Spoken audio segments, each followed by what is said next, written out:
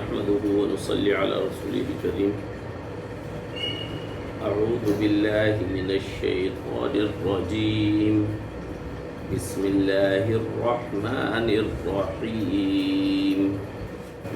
وقالوا ما في بطون هذه الأنعام خالصة لذكورنا ومحرم على أزواجنا وإن يكن ميتة فهم فيه شركاء سيجزيهم وصفهم إنه حكيم عليم.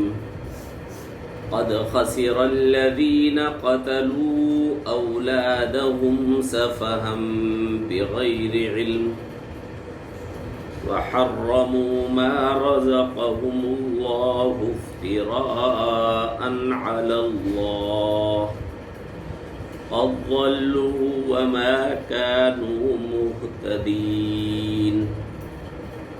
وهو الذي أنشأ جنات معروشات وغير معروشات والنخل والزرع مختلفا أكله والزيتون والرمان متشابها وغير متشابه كلوا من ثمره إذا أثمر وآتوا حقه يوم حصاده ولا تسرفوا إنه لا يحب المسرفين.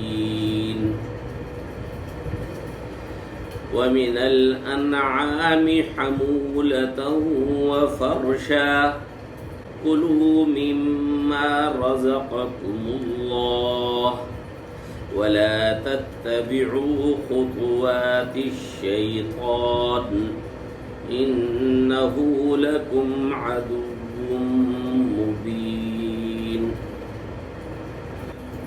بزرگان محترم، برادران عزیز، اللہ سبحانہ وتعالی نے ارشاد فرمایا وقالوا ما في بطون هذه الأنعام خالصة لذكورنا ومحرم على أزواجنا.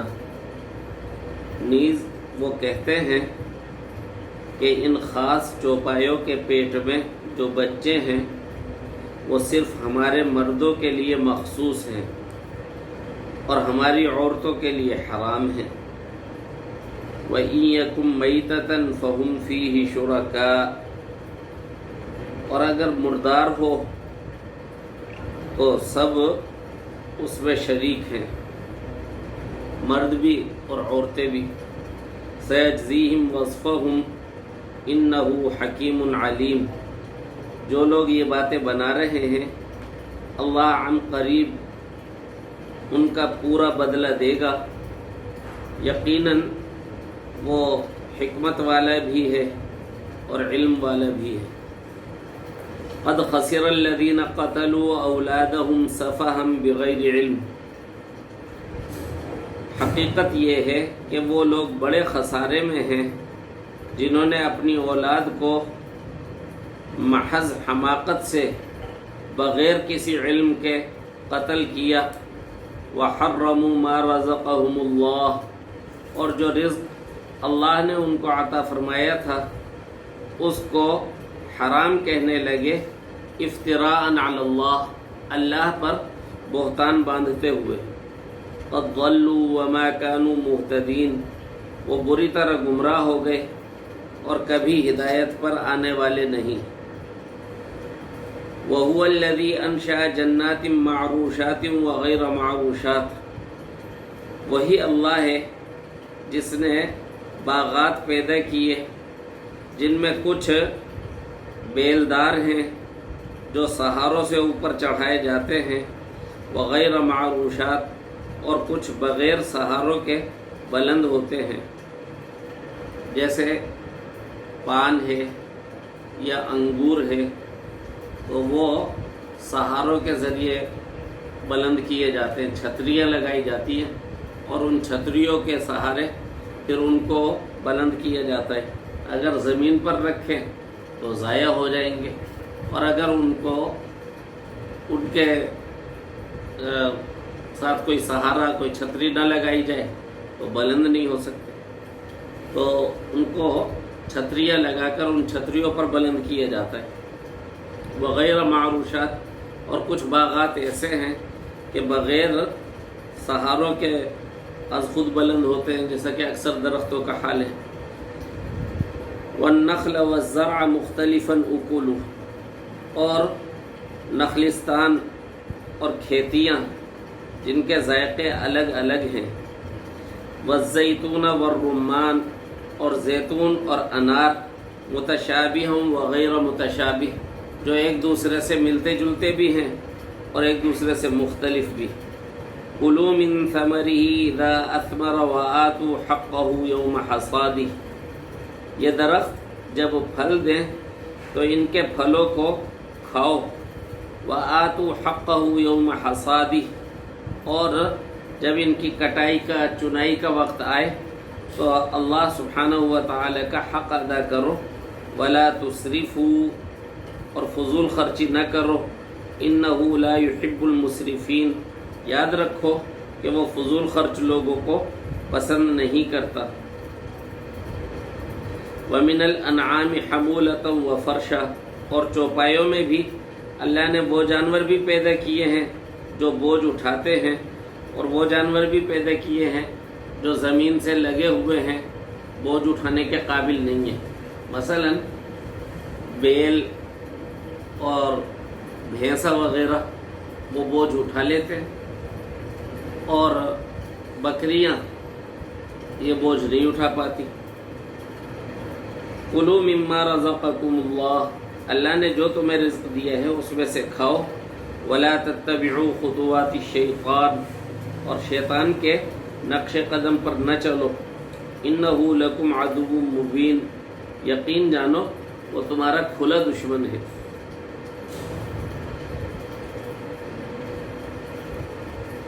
کل جو بات ہو رہی تھی اسی بات کے سلسلے میں اور اسی تناظر میں آگے ان کی کچھ مزید رسموں کا بھی ذکر کیا ہے، اور اللہ سبحانہ و تعالی نے پھر اس چیز کی طرف توجہ دلائی ہے کہ جب ہر چیز عطا فرمانے والا اللہ ہے تو بس اس کے حلال کو حلال جانو اور اس کے حرام کو حرام جانو۔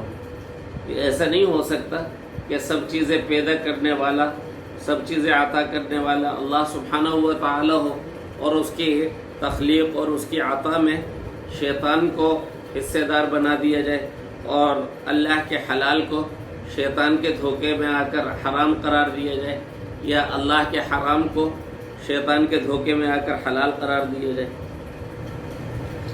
پہلی آیت میں ان کی ایک رسم ذکر کی، وہ یہ کہ جو جانور بتوں کے نام پر چھوڑے جاتے تھے ان جانوروں کے بارے میں ایک رسم یہ تھی کہ اگر وہ حاملہ ہو جاتے تو یوں کہتے تھے کہ مرد تو اس پیدا ہونے والے بچے کا گوشت کھا سکتے ہیں، عورتیں نہیں کھا سکتی۔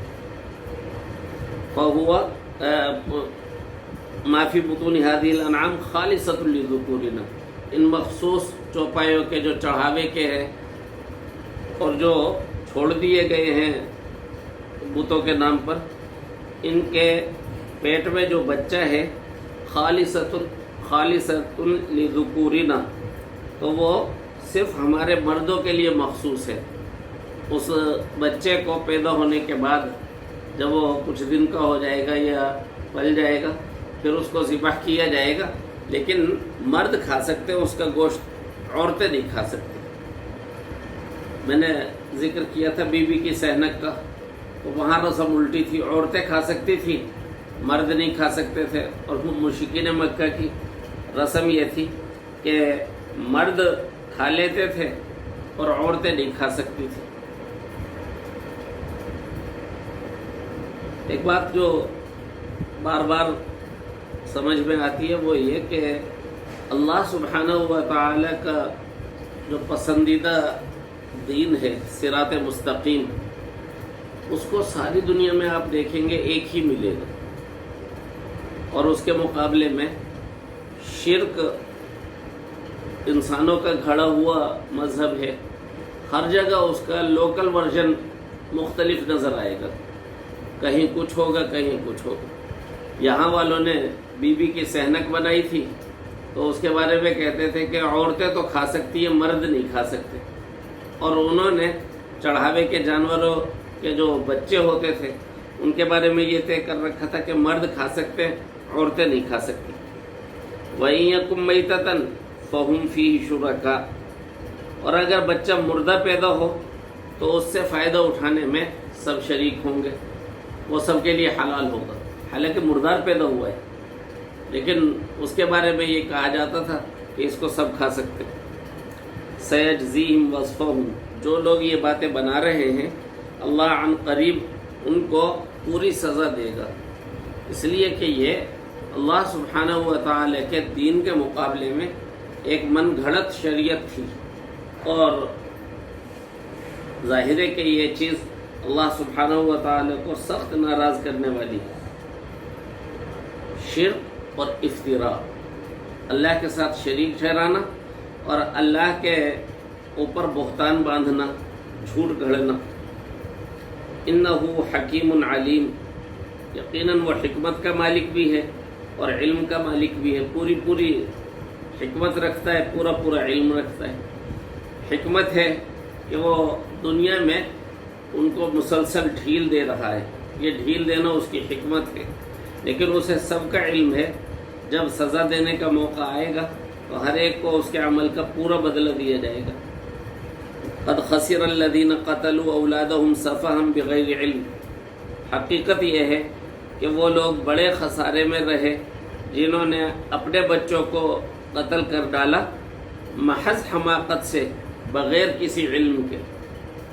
اللہ سبحانہ و تعالی کی جانب سے کوئی وحی نازل نہ ہوئی تھی، اور کسی سچے پیغمبر نے ان کو اس چیز کی تعلیم نہ دی تھی، نہ ہی اس کی کوئی علمی وجہ تھی، محض حماقت کے ساتھ اپنے بچوں کو قتل کرتے رہے، دنیا میں بھی دکھ اٹھایا اور آخرت میں بھی سزا بھگتیں گے۔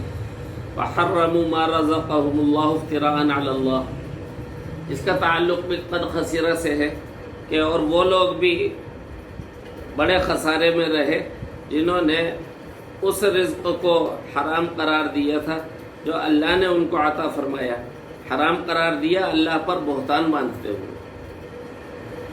یہاں دونوں چیزوں کا ذکر کیا جا رہا ہے کہ جنہوں نے اولاد کو قتل کیا، اللہ سبحانہ و تعالی کی عطا تھی اولاد، اس اولاد کو قتل کیا تو اللہ کے عطا سے محروم بھی ہوئے اور آخرت میں اس کی سخت سزا بھگتیں گے۔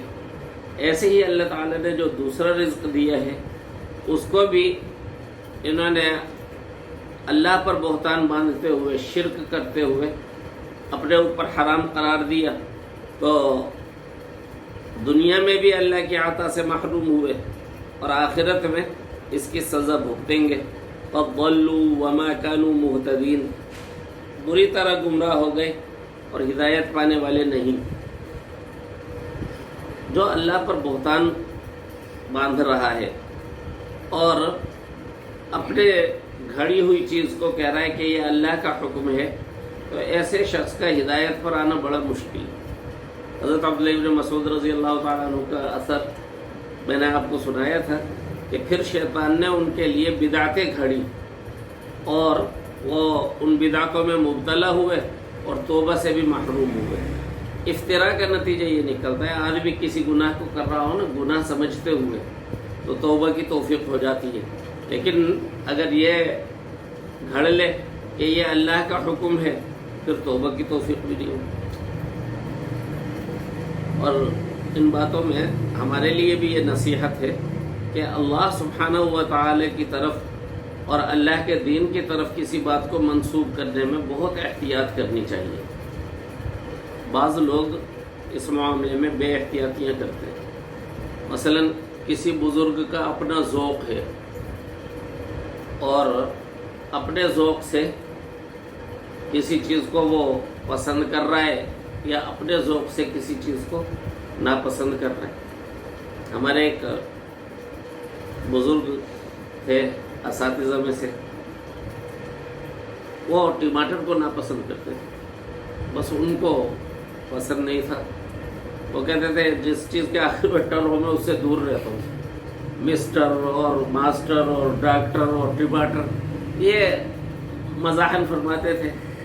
اب اگر کوئی یوں کہے کہ فلاں حضرت صاحب ٹماٹر کو نہیں کھاتے تھے لہٰذا میں بھی نہیں کھاؤں گا اور میرے گھر میں ٹماٹر نہ آنا چاہیے، تو یہ افتراء ہو گیا، اور اللہ سبحانہ و تعالی کی شریعت میں من گھڑت قسم کا اضافہ ہو گیا۔ ایسے ہی بہت سارے لوگ ہوتے ہیں۔ اور ہمارے ایک عالم بھی گزرے، میرے حضرت والد صاحب کے استاذ تھے، وہ برائلر مرغی سے بہت چڑا کرتے تھے اور ان کو یہ چیز پسند نہیں تھی۔ تو ٹھیک ہے، اگر آدمی کہے کہ مجھے یہ چیز پسند نہیں ہے یا میں نے تجربے سے فلاں نقصان دیکھا ہے اس کے کھانے میں اور رک جائے تو کوئی حرج نہیں ہے، لیکن پھر اس کو ایک طریقہ بنا لیا جائے کہ فلاں ہمارے بزرگ یوں نہیں کیا کرتے تھے لہٰذا ہم ایسا نہیں کریں گے، فلاں بزرگ یہ کیا کرتے تھے اس لیے ہم ایسا کریں گے۔ لوگوں نے اپنے لباس متعین کر لیے بزرگوں کی پسند کی وجہ سے، جی یہی لباس پہنیں گے، اور اگر کوئی اس سلسلے کا ہو اور کوئی دوسرا لباس پہن لے اسے گھور کے دیکھتے کہ اس نے حضرت صاحب کی ٹوپی کیوں نہیں پہنی ہوئی، حضرت صاحب کی پگڑی کیوں نہیں پہنی ہوئی۔ تو یہ بہت بچنے کی چیز ہے۔ جس نے بھی اپنے حکم کو حکم خدا دیا قرار، ہم نے اطاعت نہیں کی، بخدا اطاعت نہیں کی، کسی انسان کو یہ حق حاصل نہیں ہے کہ اپنی پسند اور ناپسند کو حکم خدا قرار دے۔ جناب رسول اللہ صلی اللہ علیہ وآلہ وسلم کو مخاطب کر کے اللہ تعالیٰ نے فرمایا یا ایھا النبی لم تحرم ما احل اللہ، لم تحرم ما احل اللہ، اے نبی جس چیز کو اللہ نے حلال کیا ہے آپ اس کو کیوں حرام قرار دے رہے ہیں، یا اس کو آپ کیوں کر حرام قرار دے سکتے ہیں، اس چیز کو اللہ نے حلال کیا ہے۔ اور قرآن میں دوسری جگہ فرمایا قل من حرم زینۃ اللہ التی اخرج لعبادہ والطیبات من الرزق، کہ اللہ نے بندوں کے لیے جو زینت نکالی ہے اور جو پاکیزہ رزق اللہ تعالی نے پیدا کیے ہیں اس کو کس نے حرام کیا؟ تو اللہ سبحانہ و تعالی کے علاوہ اور کسی کو یہ حق حاصل نہیں ہے۔ ہاں اللہ اپنے حلال اور حرام کو کبھی بتلاتا ہے اپنی کتاب کے ذریعے، کبھی بتلاتا ہے اپنے رسول کے ذریعے۔ تو افتراء بہت سخت مرض ہے، بہت ہلاک کر دینے والی چیز ہے، اور ایسے شخص کو پھر توبہ کی توفیق بھی نہیں ہوتی۔ فرمایا قد ضلوا وما كانوا مهتدين، بری طرح گمراہ ہو گئے اور ہدایت پر آنے والے نہ تھے۔ پھر آگے اپنے ربوبیت کا ذکر کیا جا رہا ہے، اور جیسے میں نے عرض کیا تھا توحید ربوبیت دلیل ہے توحید الوہیت، جس کا کھاؤ اس کا گاؤ۔ یہ تو نہیں ہو سکتا کہ کھاؤ اللہ سبحانہ و تعالی کا اور گاؤ اپنے معبودان باطلہ کا، بلکہ شیطان کا۔ فرمایا وَهُوَ الَّذِي أَنشَأَ جَنَّاتٍ مَعْرُوشَاتٍ وَغَيْرَ مَعْرُوشَاتٍ، وہی اللہ ہے جس نے باغات پیدا کیے، کچھ بیلدار ہیں جو سہاروں سے اوپر چڑھائے جاتے ہیں اور کچھ بغیر سہاروں کے بلند ہوتے ہیں۔ ان میں سے کون سا باغ ایسا ہے جو غیر اللہ نے پیدا کیا ہو؟ کوئی ایک باغ بھی غیر اللہ کا پیدا کیا ہوا نہیں ہے، تمام باغات اللہ ہی نے پیدا کیے ہیں۔ والنخل والزرع، اور نخلستان اور کھیتیاں، نخل کہتے ہیں کھجور کے درخت کو، اور کھجور کا درخت ہے یا دوسرے جو پام ٹریز ہیں، ان تمام کو الگ سے ذکر کیا جاتا ہے کیونکہ یہ درختوں سے، عام درختوں سے مختلف ہوتے ہیں۔ عام درخت تو تنا اور پھر تنے سے شاخیں پھیلتی ہے اور کافی جگہ گھیرتا ہے، لیکن پام ٹریز کا معاملہ یہ ہوتا ہے اور بس اوپر جا کر ایک چھتری سی بنا لیتے ہیں۔ تو نخل، کھجور، اور پھر اسی طرح کے جو دوسرے ہیں ناریل وغیرہ وہ بھی اس میں داخل ہوں گے۔ والزرع، اور کھیتی۔ تو یہاں اللہ سبحانہ و تعالی نے ہر قسم کے درختوں کو ذکر کر دیا، جو چھتریوں پر چڑھائے جاتے ہیں وہ بھی، اور جو بغیر سہارے کے خود بلند ہوتے ہیں وہ بھی، اور نخلستان بھی، والزرع اور کھیتیاں بھی، مختلفاً اکولو جن کا ذائقہ ایک دوسرے سے مختلف ہے۔ ہمارے ہاں کھجور کو بطور میوے کے اور بطور پھل کے استعمال کیا جاتا ہے۔ جناب رسول اللہ صلی اللہ علیہ وآلہ وسلم کے عہد مبارک میں عرب میں یہ غذا کے طور پہ کھایا جاتا تھا، گویا گندم کا متبادل تھا۔ گندم وہاں کم ہوتی تھی، اور اسی طرح جو بھی عام غذا نہ تھی، اہل مدینہ کی بالخصوص جو عام غذا تھی وہ کھجور تھی، کھجور ہی کھایا کرتے تھے۔ حضرت عائشہ رضی اللہ تعالی عنہ نے فرمایا کہ ہم نے ایک چاند دیکھا، پھر دوسرا چاند دیکھا، پھر تیسرا چاند دیکھا، اور ہمارے گھر میں چولہا نہ جلا تھا، یعنی 2 مہینے پورے گزر گئے۔ ایک چاند دیکھا، یہ مہینہ شروع ہو گیا، پھر دوسرا چاند دیکھا، یہ دوسرا مہینہ شروع ہو گیا، پھر تیسرا چاند دیکھا، یعنی تیسرا مہینہ شروع ہو گیا، اور 2 مہینے مکمل ہو گئے، اور گھر کے اندر چولہا نہ جلا تھا۔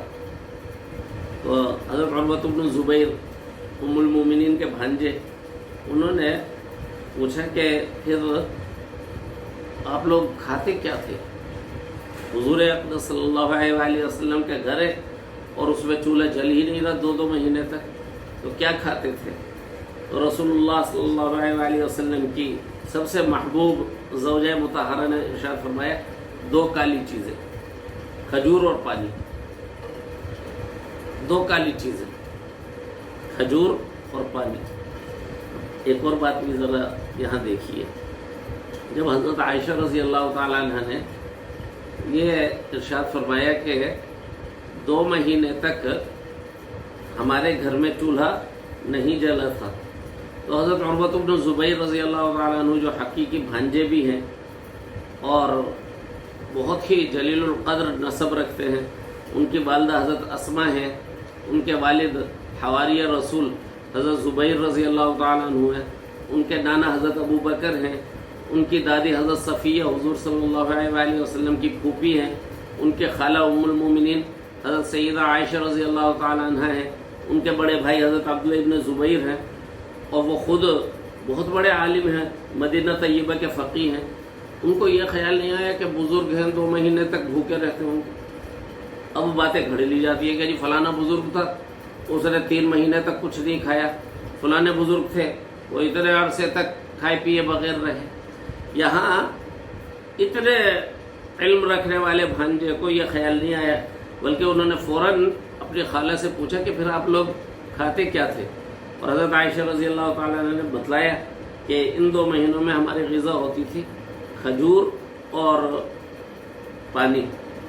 تو خیر عرض یہ کر رہا تھا کہ کھجور جو ہے یہ عام کھاجا تھا اہل مدینہ کا، وہ غلے کے متبادل کے طور پہ کھجور کھایا کرتے تھے۔ تو یہاں فرمایا کہ والنخل والزرع، نخلستان اور کھیتیاں، اور ان کو اکٹھے اسی لیے ذکر کیا کہ کھجور جو ہے غلے کے طور پر یا غلے کے متبادل کے طور پہ کھائی جاتی تھی، کھجور کھایا کرتے تھے، اور جو گٹھلیاں ہوتی تھی گٹھلیوں کو کوٹ کر دانے کے طور پہ اپنے گھوڑوں کو اور اپنے اونٹوں کو کھلایا کرتے تھے۔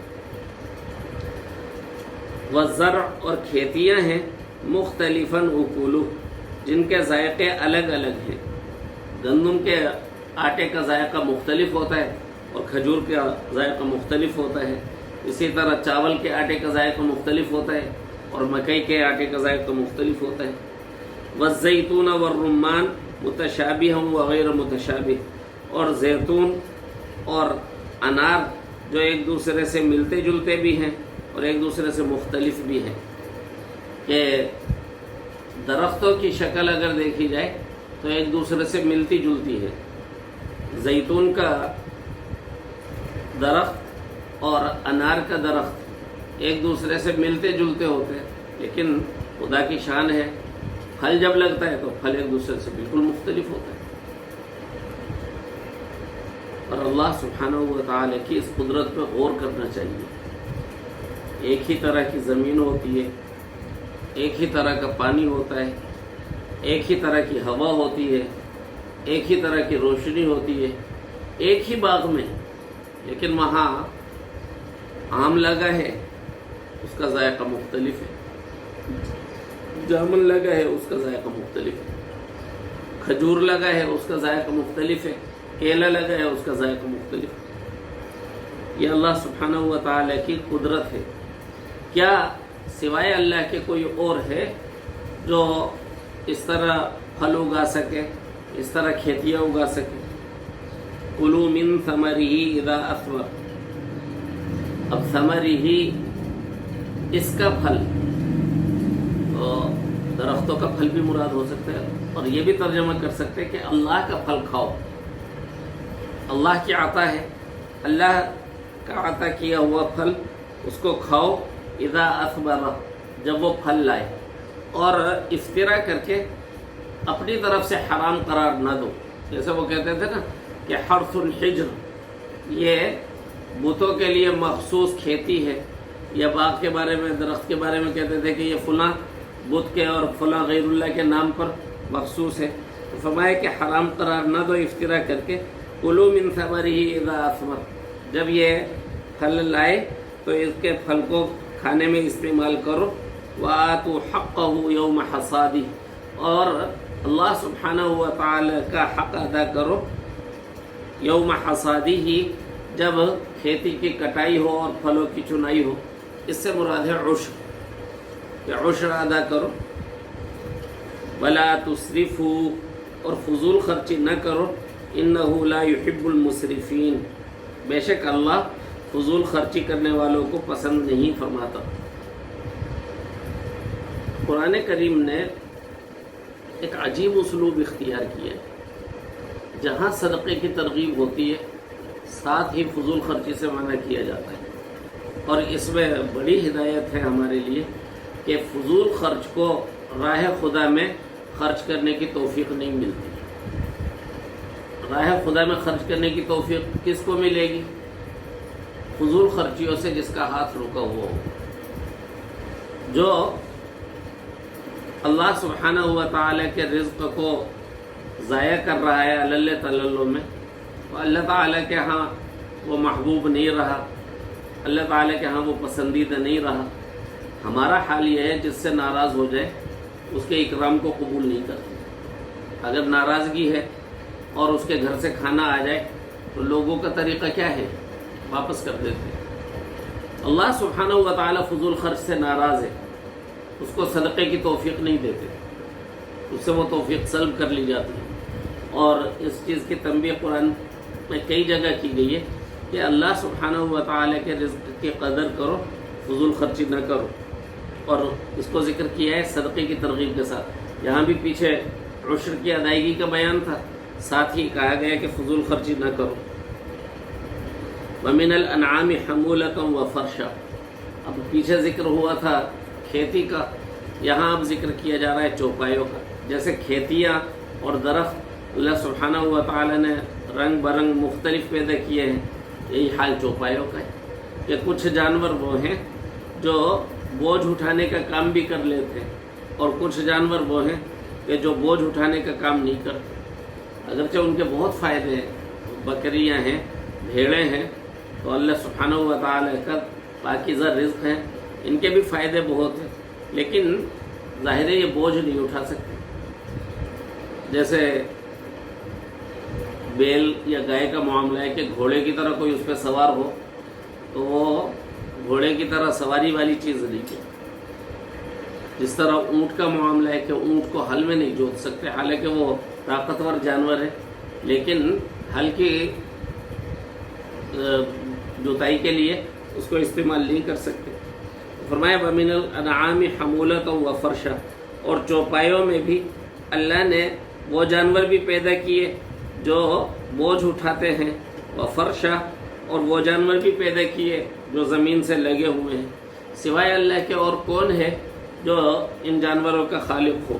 کُلُوا مِمَّا رَزَقَكُمُ اللَّهُ، اللہ نے جو تمہیں رزق دیا ہے اس میں سے کھاؤ، اس میں سے کھاؤ، یعنی افطرا نہ کرو، اپنی طرف سے حرام قرار نہ دو. ولا تتبعوا خطوات الشیطان، اور شیطان کے نقش قدم پہ نہ چلو. شیطان کا معاملہ یہ ہے، افطرا بھی کیا اس نے اور اللہ سبحانہ و تعالی کی ذات عالی کا مقابلہ کرنے کی بھی کوشش کی. جو لوگ غیر اللہ کے نام پر افطرا کرتے ہیں حقیقت میں وہ پیروی کر رہے ہیں شیطان کی. انہ لکم عدو مبین، یقین جانو وہ تمہارا کھلا دشمن ہے. تو یہ کیسی حماقت ہے کہ جو کھلا دشمن ہو اس کی باتیں مانو. وہ اس قابل نہیں ہے کہ اس کی پیروی کی جائے. اللہ سبحانہ و تعالی خالق بھی ہیں اور اللہ سبحانہ و تعالی مہربان رب بھی ہیں، اور اللہ سبحانہ و تعالی یہ بھی چاہتے ہیں کہ ہم آخرت کے امتحان میں کامیاب ہوں، جنت میں جائیں.